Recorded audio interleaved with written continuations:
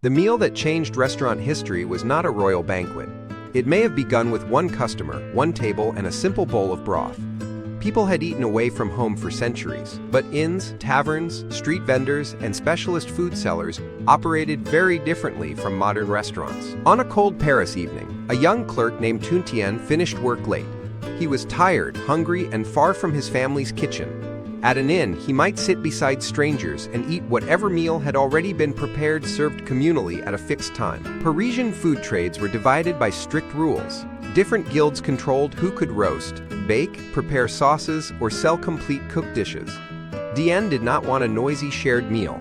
He wanted something warm, somewhere peaceful, and the freedom to choose for himself. In 18th century France, the word restaurant first describes strengthening broths believed to restore tired or delicate bodies. During the 1760s, Mathurin Rose de Chantoiseau helped establish a new kind of Parisian dining room centered on these restorative dishes. Unlike a communal inn meal served only at 1 hour, these establishments welcomed customers across a broader part of the day. Étienne entered, and instead of being pushed towards strangers, he was guided to a small table prepared for one guest. He was shown several available preparations. For perhaps the first time, the decision about what he would eat belonged entirely to him. A bowl was placed before him. The food looked simple, but everything surrounding that meal felt completely new. The broth was prepared for an individual customer, not taken from one shared meal that everyone in the room was required to accept. Étienne could eat slowly, speak privately, read, think, or simply sit without competing for food at a crowded table. He had arrived when he was hungry, ordered when he was ready, and could leave when his own meal was finished.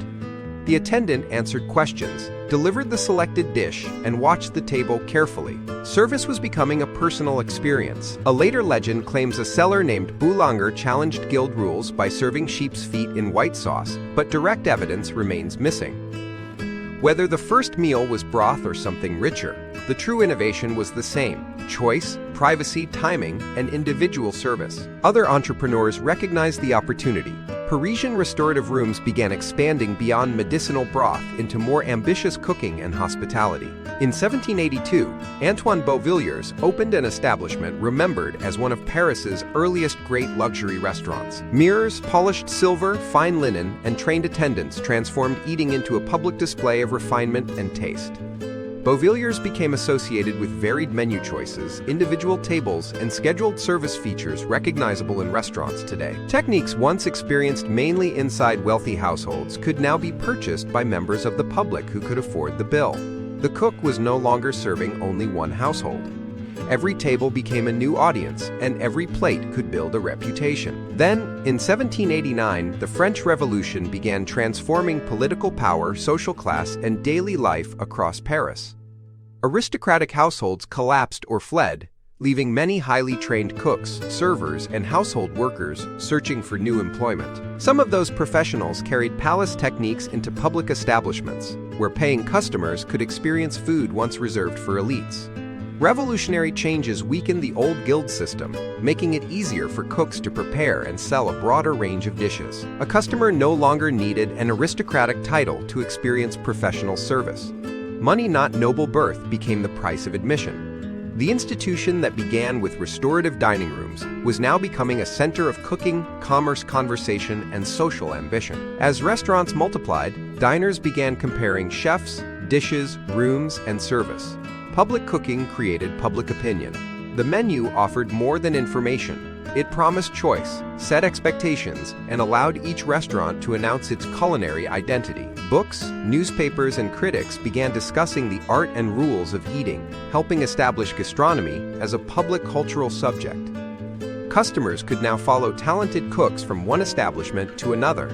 A chef's name could become part of the attraction. The restaurant gave diners choices, but it also forced chefs to compete for attention, loyalty, praise, and repeat business.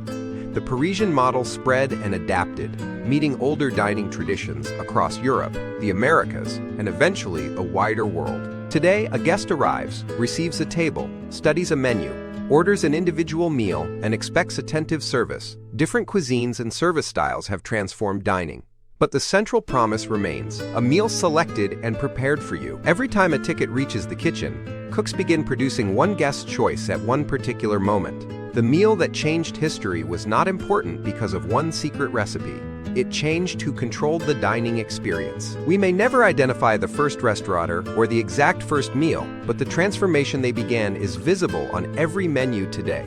The next time you order from a menu, remember the meal that gave diners a choice. Subscribe for more stories about the food that changed history.